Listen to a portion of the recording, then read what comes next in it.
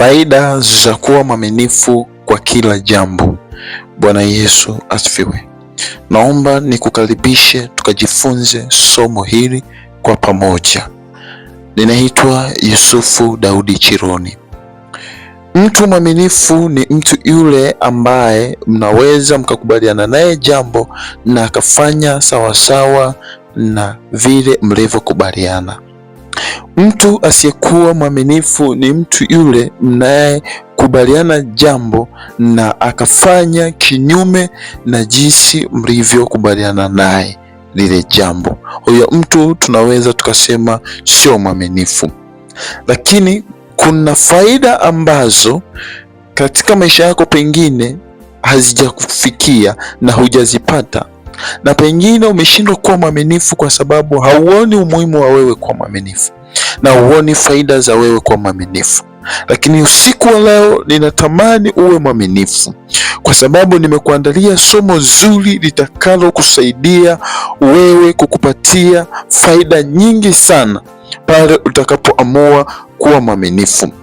Bwana Yesu apewe sifa. Kipengele cha kwanza, lakini ili uweze kuwa mwaminifu ni lazima uhakikishe ndani ya moyo wako hauna tamaa. Ili uwe mwaminifu lazima uhakikishe ndani ya moyo wako hauna tamaa. Tamaa ni nini? Tamaa ni ushawishi unaoweza kumshawishi mtu kufanya ama kuamua ama kutenda jambo bila ya yeye kukusudia ama kupenda. Kuna vitu vingapi katika maisha yako umevifanya bila wewe kupenda wala hukukusudia, lakini umevifanya.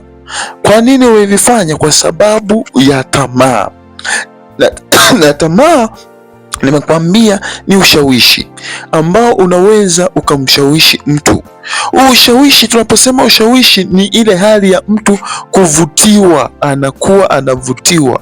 Sasa ni mara ngapi umevutiwa na vitu ukavifanya, pengine wewe mwenyewe hukupenda, na baada ya kuvifanya moyo wako unasononeka na kusikitika na kuumia na kujutia lile jambo ambalo umelifanya. Kwa nini unajutia?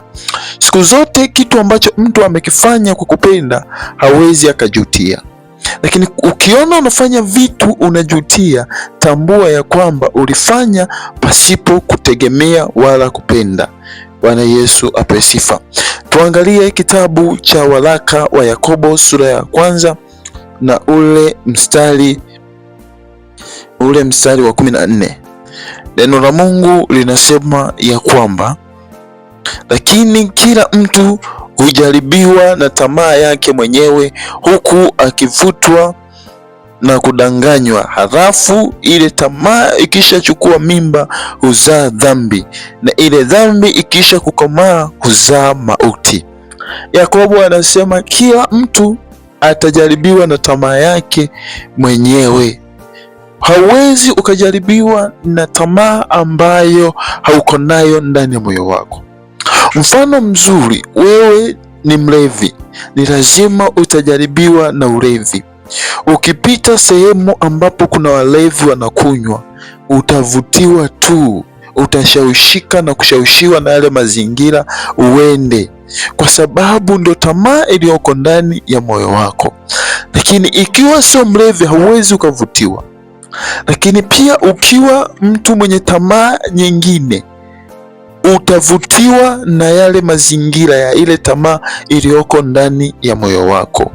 Lakini nataka nikwambie ya kwamba tamaa, nimekwambia ni ushawishi, lakini ile nguvu ya kukuvutia ni msukumo ambao unakuwa unakusukuma kuliendea lile jambo. Kwa unapokuwa na tamaa, tamaa inaambatana na msukumo.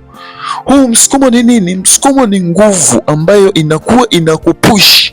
Yaani kuna wakati kama vile unakataa